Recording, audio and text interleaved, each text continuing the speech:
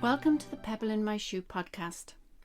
I'm Miffy Hode, your host here, and I'm in conversation with my guests about the pebble in their shoe that has nudged them to choose a life that aligns them closer to their truth and authentic self.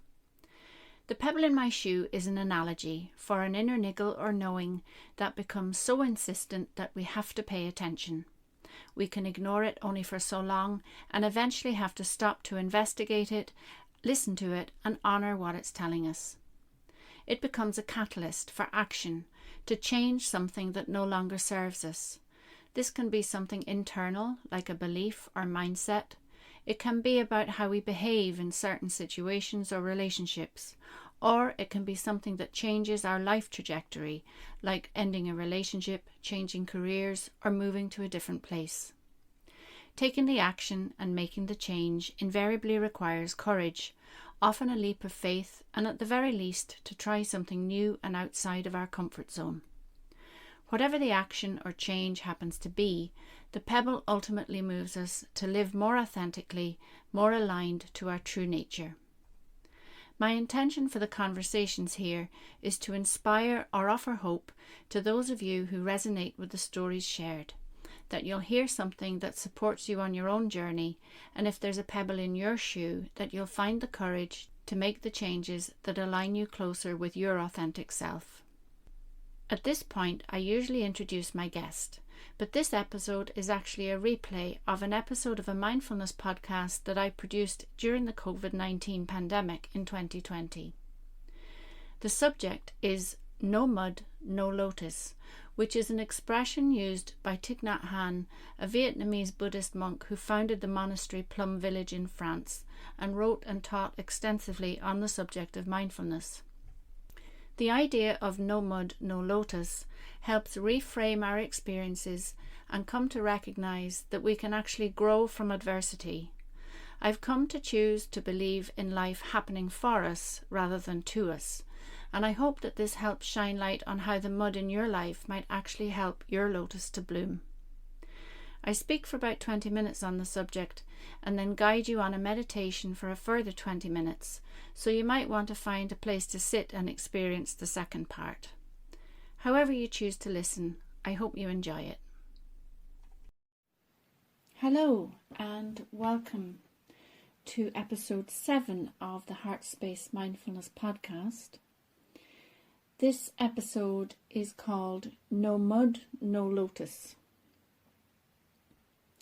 So this is an expression that is used by Thich Nhat Hanh, and he talks about the idea that the lotus blooms on the surface of the water, but its roots reach down into the dark and the depths, into the mud at the bottom of the pond, and that's where its origins are. It starts growth from the mud, and without the mud nourishing it, it wouldn't grow, it wouldn't reach for the light, it wouldn't become all its glorious self without having been in the mud first. So this is an analogy for our lives and our experiences, that in order to blossom and to bloom and to become all that we are, we actually have to experience darkness, we have to experience dirt, we have to experience being in the mud, so to speak. And we have to experience reaching for the light from the darkness and the mud in order to break the surface, to blossom and bloom and self-actualize, I suppose. And I've been reflecting on that in my own practice, and I've been looking at how this sort of analogy, how I'm seeing it all around me in my own life and in the life of others around me. which is why I'm bringing it to you. So I suppose for myself, this has been a very exciting week. My partner surprised me on Tuesday and asked me to marry him. And this has been a lovely, lovely experience. And I suppose in terms of No Mud No Lotus, this for me is the lotus flowering. Having been married before and that marriage not working out, and having spent a long time on my own, and actually coming to terms with the idea that I might always be on my own. And then about 4.5 years ago, my partner showed up in my life, and the rest, as they say, is history. And here I am looking at getting married again. In terms of the No Mud No Lotus part, I would have gone through quite a lot of mud. I would have gone through quite a lot of darkness. And I would have done a lot of travelling through that sort of dark night of the soul, in order to find out who I am and what I want, and to sort of reach for the light like the lotus does, and reach towards how I might become a fully embodied lotus flower, but not forgetting where I've come from, not forgetting the journey I've made, not forgetting the mud and the darkness and the difficult part of growing and developing and becoming from the bottom of the pond, where all the slime and the muck and, and the darkness and the cold, and reaching upwards and reaching, and how that's a process and a journey, and it's not a straight trajectory, and all of those things. And I look around some people in our family who are going through a particularly tumultuous time. And we're supporting them during this time. And I suppose that's what I'm seeing there. At the moment, they are in the dark and the muck and the difficult, cold place. But because I'm that bit detached, I suppose, I can see that this is actually a process of growth for them, and that they are, slowly but surely emerging and reaching for the light. And, this process they're going through, while it's difficult and tumultuous at the time, and it's been traumatic, but with time it will improve, and things will get better and easier, and as they reach more for the light, they too will, be able to blossom and bloom and become all that they can become. And even looking at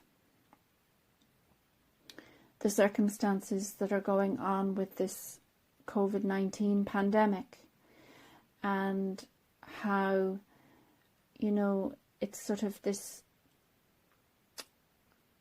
the yin and the yang, the opposites, how you have the very difficult aspects of this pandemic. You have the very real threat,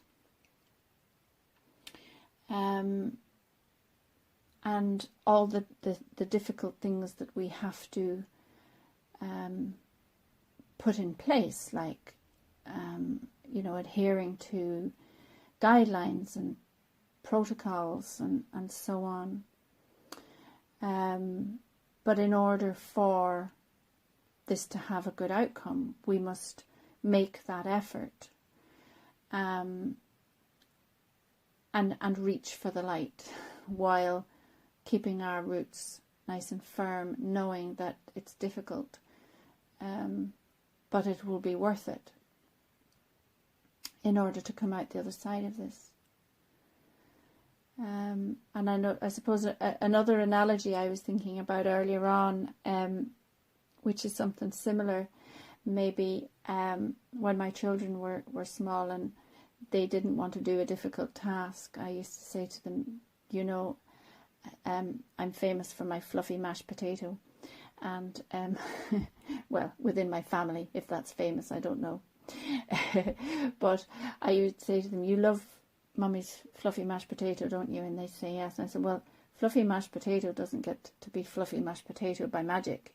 It starts off as mucky potatoes, and you have to peel them, and you have to boil them, and you have to mash them, and you have to do all this to make them fluffy mashed potatoes. It just doesn't happen by accident. There's a bit of work involved, and you got to get your hands dirty peeling the spuds first, And I suppose maybe No Mud No Lotus is a similar thing, that in order to get to where we want to be, sometimes we have to make a difficult journey. And, in life we meet challenges. And in order to surmount those challenges, sometimes we have to make really difficult decisions. And sometimes the right decision is actually the hardest one to do. And,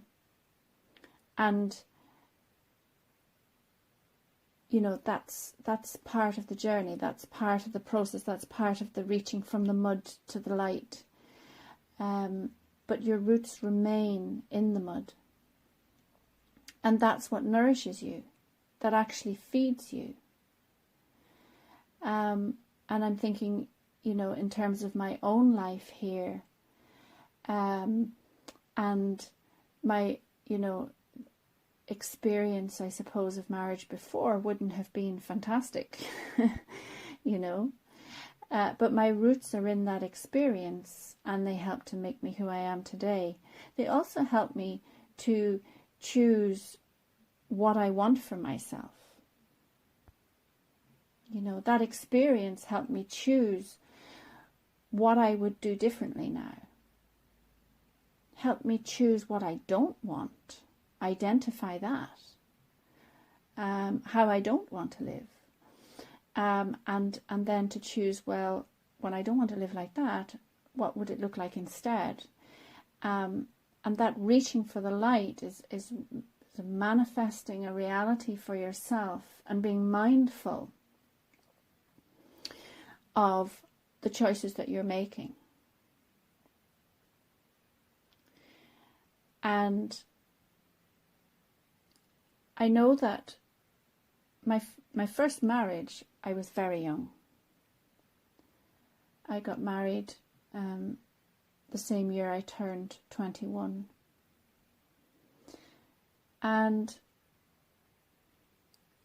looking back, I knew from before I got married to that person, I knew that he wasn't the one.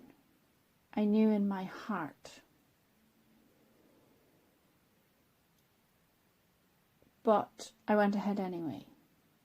And that was a pattern for me, doing things that I didn't really want to do and overriding my gut feeling, overriding my heart and listening to my head and convincing myself that, sure, look, it'll be grand. Sure, won't I make it work? Not just in my marriage. I was like that in a lot of areas of my life. And the bottom line of that was that I wasn't being true to myself. Because I wasn't checking in with myself, because I didn't know how. I hadn't at that stage learned the skills of checking in with how I felt about anything, really. The one thing I was very natural and adept at was being a mother. I seemed to have a natural intuition there, thankfully. The reason I'm telling you all this is because mindfulness practice, learning mindfulness, applying mindfulness, practicing mindfulness, taught me how to check in with how I was feeling about all sorts of things, but especially about important decisions. And one of the things, I had spent 7 years on my own, not in any relationship, before I met my partner, Pat. And in that time, I did a lot of practice on myself. I did a lot of work on myself. I did a lot of growing. And my mindfulness practice deepened exponentially. And I learned how to be authentic to myself. It wasn't about being authentic to other people. It was about being authentic to myself. Because you can't be authentic to other people unless you're being authentic to yourself. So when I met Pat, I very much would check in with myself about how I was feeling about this relationship. And my checking in was a very visceral thing, a very physical thing, checking in with my stress levels, actually. If I felt any sense of stress at all, then I would be very wary. And the interesting thing was that every time I checked in with myself about this relationship, I felt ease. And that's how I knew that I could proceed. And any time I felt any unease, then I would have a look at that and say, well, what's that about? You know? But it very rarely happened. Now, it hasn't been all smooth sailing, but it's been 99.9% smooth sailing. And I suppose what that's about is my mindfulness practice allows me to check in. And I check in to see, how is this making me feel? How am I responding to this experience? What is my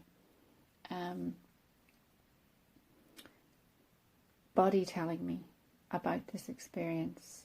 And where am I feeling it? And what is it that I'm feeling? Because our intuition, our gut feeling, our heart of hearts knows. Do you know? And I spent 16 years married to somebody, and in truth, within the first couple of weeks of being with that person, I knew it wasn't right. I knew it wasn't really what I wanted. Because there was all this discomfort that was created within me. You know?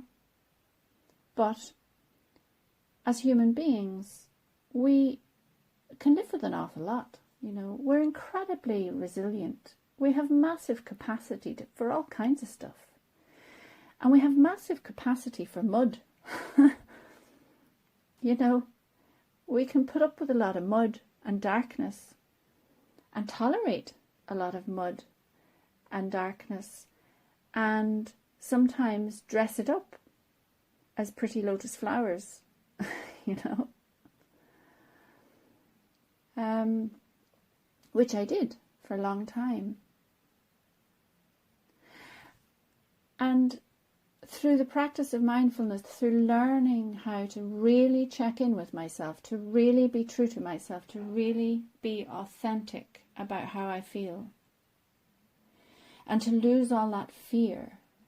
And it's not even about losing fear, but it's learning to be courageous in the face of fear, and to be courageous about feeling your feelings and being courageous about expressing your feelings. And trusting yourself. And trusting yourself to be able to express your needs or your desires or your feelings in a healthy way and an honest way. Because, you know, I didn't do my ex-husband any favors by not being authentic, by not being true And it wasn't that I didn't set out to lie to him or to pretend to him. I was pretending to myself. You know?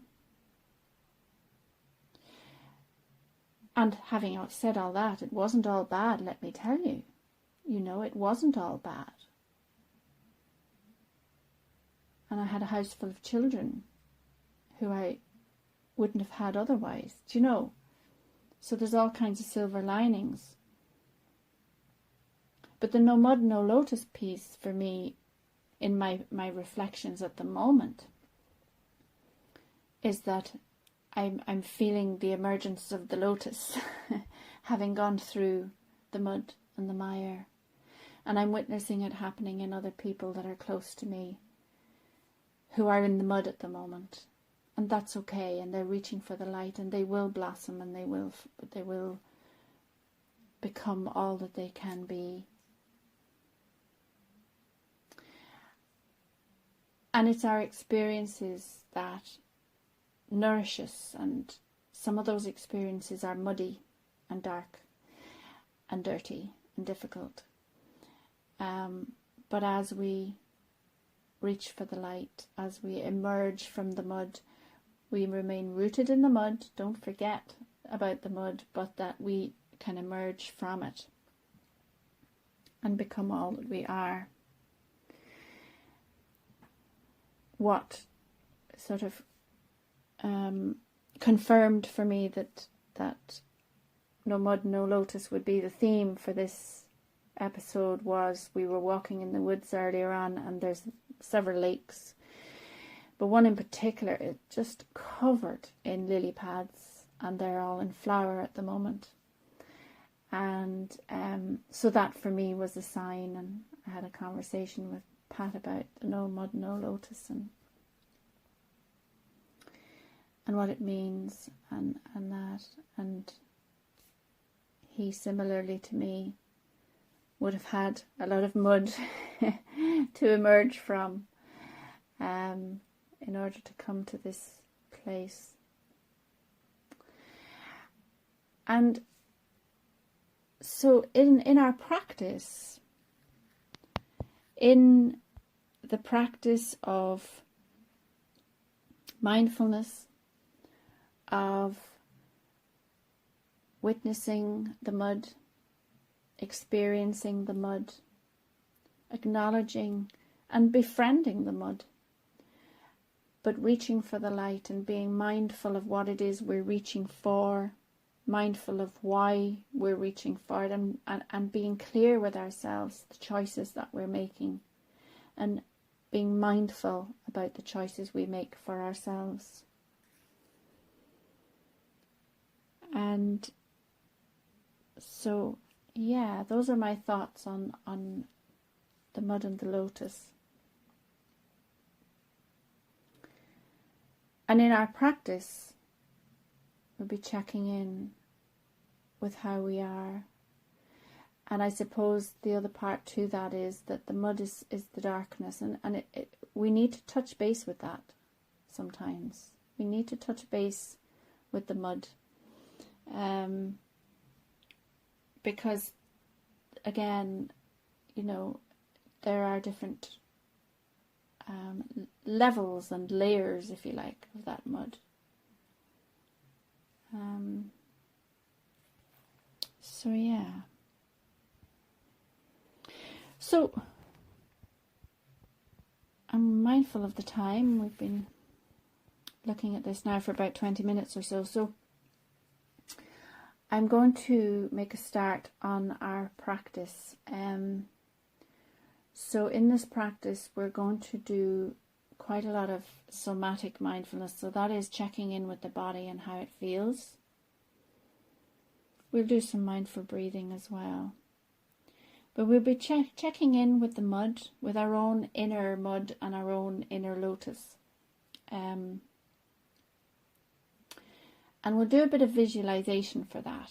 So we'll do a nice deep relaxation first of all, and then we'll do some visualization to just check out our own mud and our own lotus within that.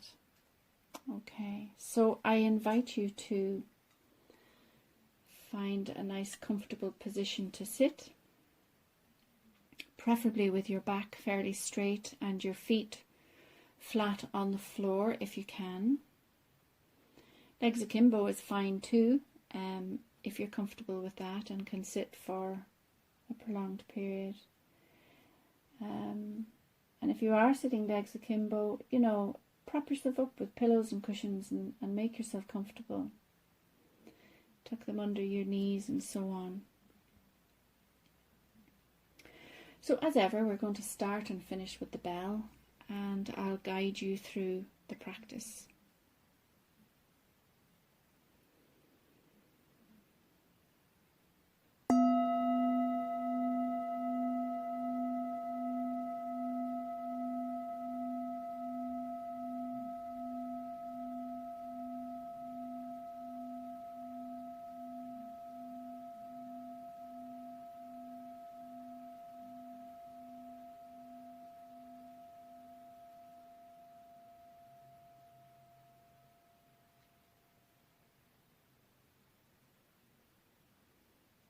So just taking a moment to reflect on your day so far, and mindful of any mud you might have encountered this day.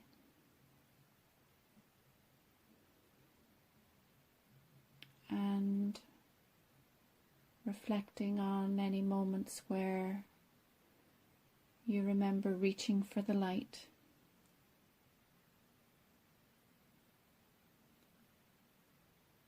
And moments where you blossomed.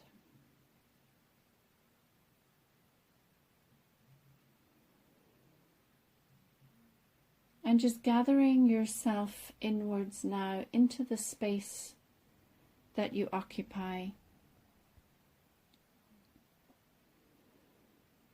And settling yourself into position.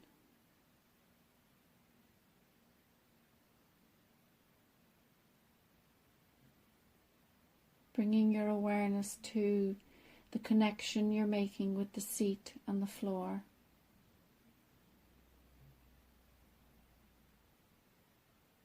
And surrendering yourself to the support being offered beneath you.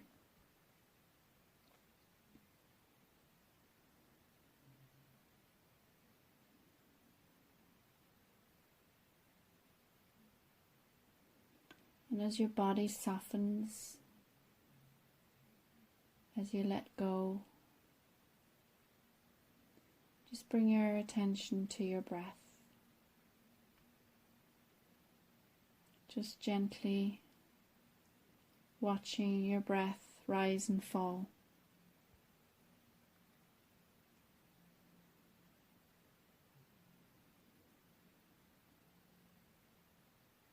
Attending to the sensations of your breath.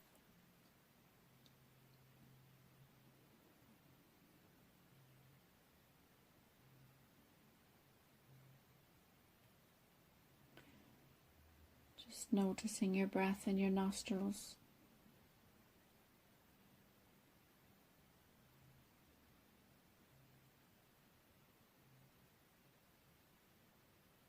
In your throat.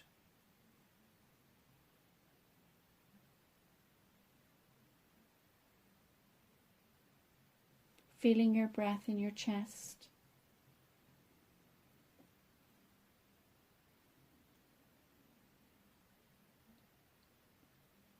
Your diaphragm.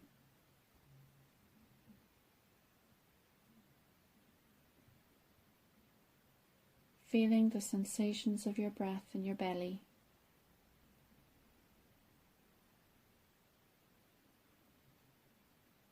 And just imagine that you are breathing in and out through your belly.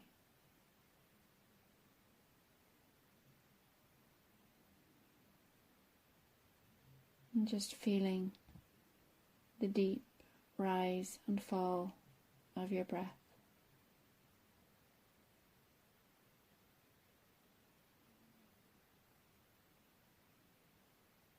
and allowing each breath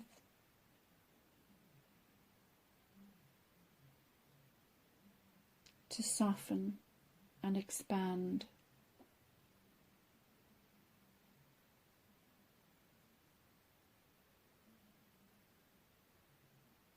And with each breath, allowing more space within you for your breath.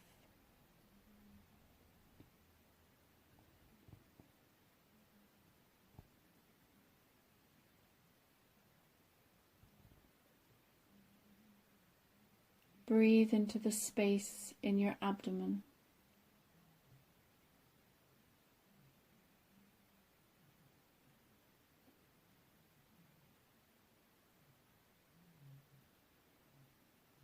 Allow your breath into the spaces between your organs.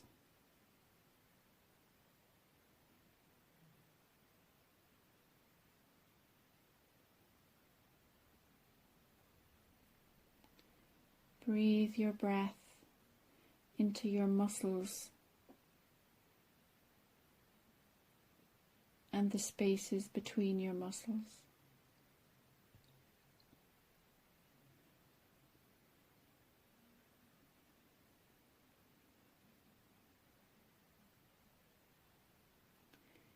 Breathe into the space between your bones.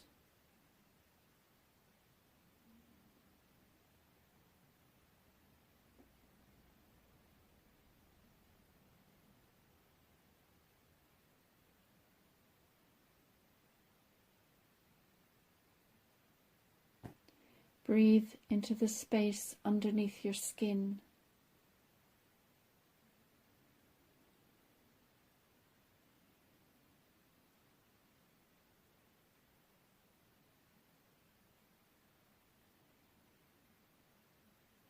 Breathe into every cell in your body and being.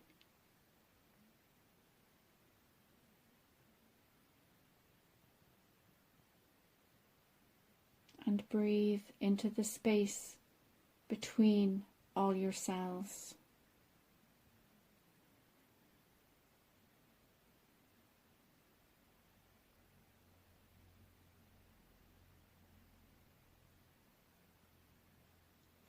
And just be present to all the space within you.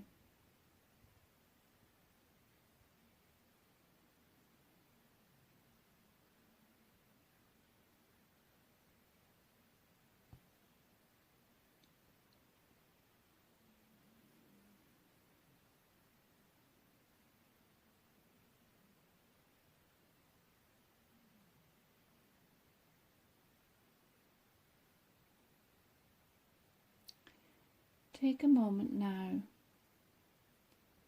to imagine a clear mountain lake.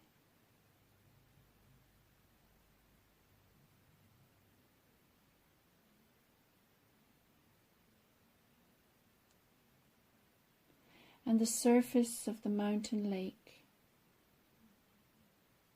is rippled with the breeze that gently blows across the surface.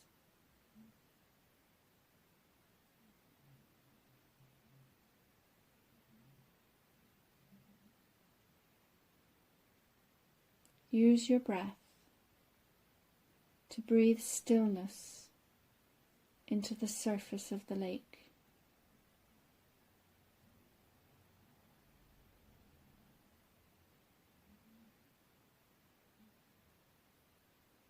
Allowing the water to become still and calm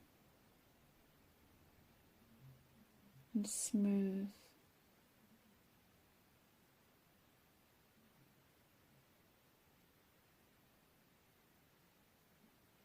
And notice what's reflected in the lake now that it is still.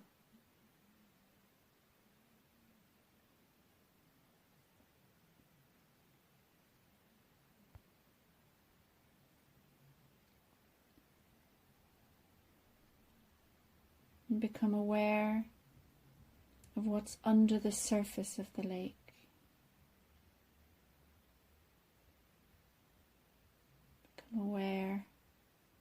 of how deep the lake is. Noticing the depth of the cool water in the mountain lake.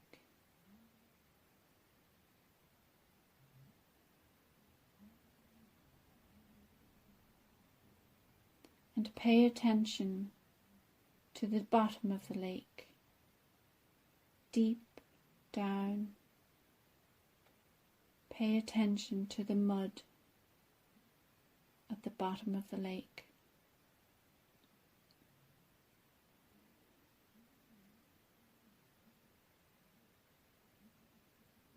And just notice what the mud represents.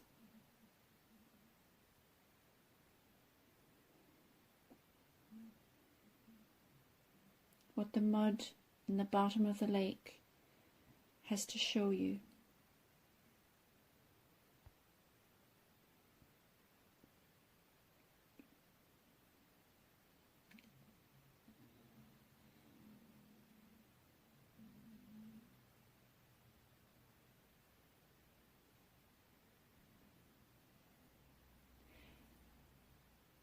And then become aware of the roots of the lotus deep in the mud.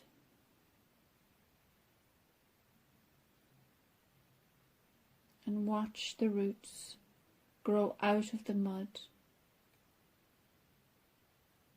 their cells multiplying as they grow and reach for the light, looking upwards from the mud and the depth of the lake, seeing the light above the surface.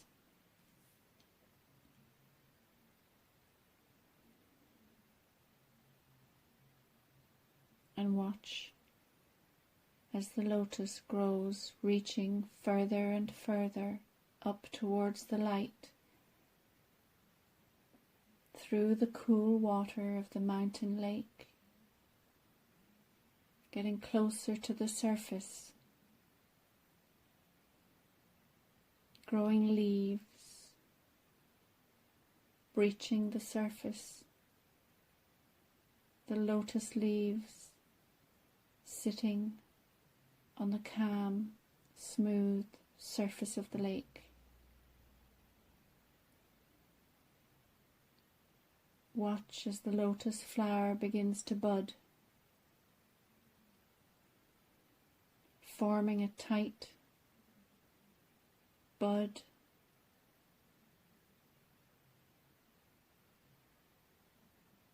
and as the sun shines warm, witness the bud grow and expand,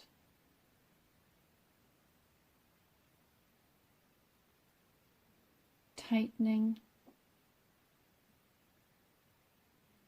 and then when it requires too much energy to stay a bud, it bursts and begins to unfurl, opening, blooming, unfurling in the sunshine. A beautiful lotus flower, fully actualized, being all that it can be.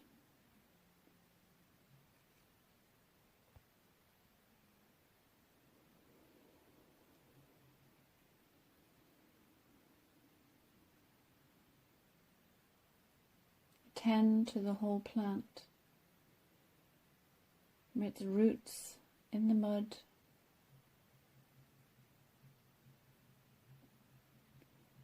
to its beautiful flower on the surface of the lake.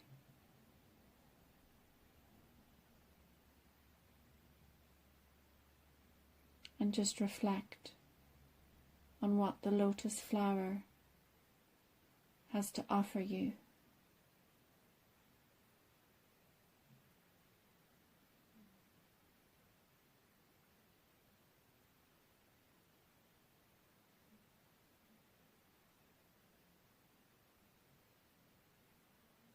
mindful of the insights that arise.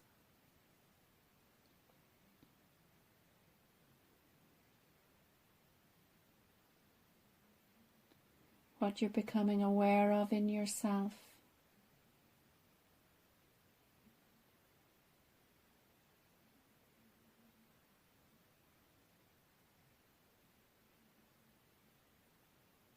Mindful of the mud that you've emerged from, the light that you're reaching for, the surface that you're breaching,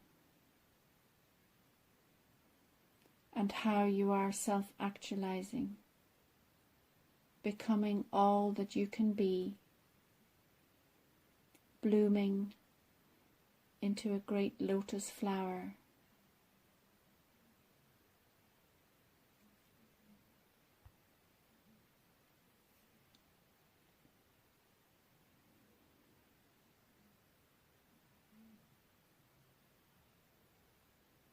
And observing any other lotus flowers around you on the lake surface, and their roots, and their mud, and what insights they have for you.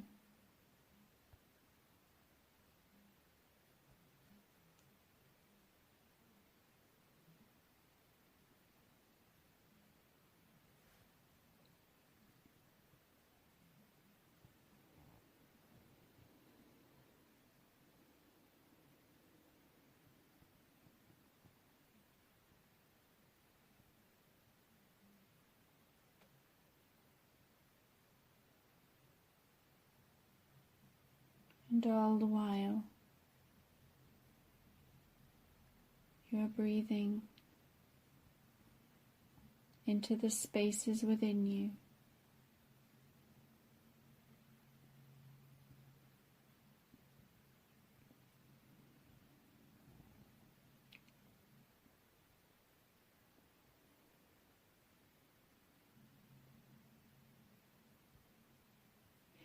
Take a moment now to reflect on the practice.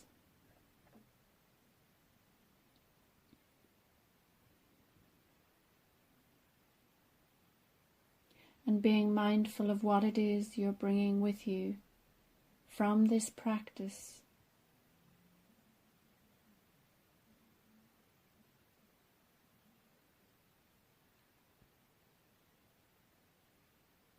And allow your next breath to deepen slightly.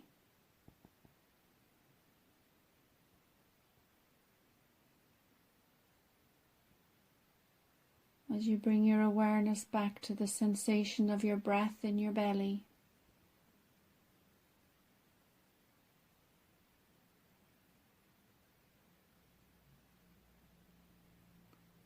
Mindful once again of the support that the seat and the floor are offering you.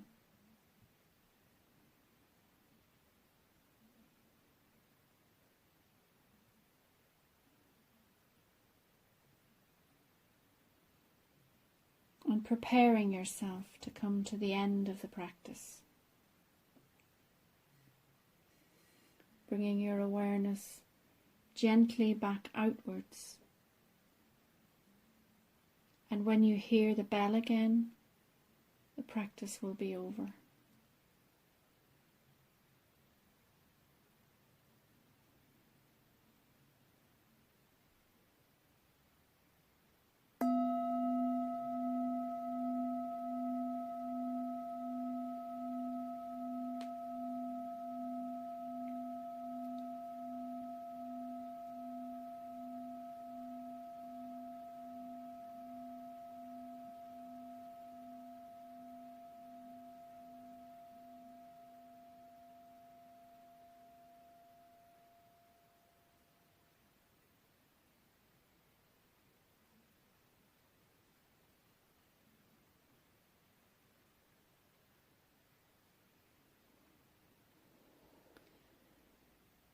So, I hope that you are emerging gently from the practice and that you found it beneficial and relaxing. And I hope that this episode brought you some food for thought around the analogy of the mud and the lotus. So I will leave it there for now and look forward to another episode next week. So bye for now. If you've enjoyed listening, please like, subscribe and share it with others. It makes it easier for other people to find the podcast. And if you have a story to tell about the pebble in your shoe, please get in touch. I'd love to talk with you about it for the listeners. As well as hosting this podcast, I'm a personal growth coach at the Daisy Coaching Hub, where I provide one-to-one coaching for personal growth, mental health and well-being, group classes and self-directed resources that support, nurture and energise you on your personal growth journey. You can follow me on Instagram at Daisy Coaching Hub and also on Facebook and LinkedIn. You can visit my website www.daisycoaching.ie and also subscribe to my newsletter to be the first to know about events and what's new at the Daisy Coaching Hub. I look forward to sharing the next episode of The Pebble in My Shoe with you. Bye for now.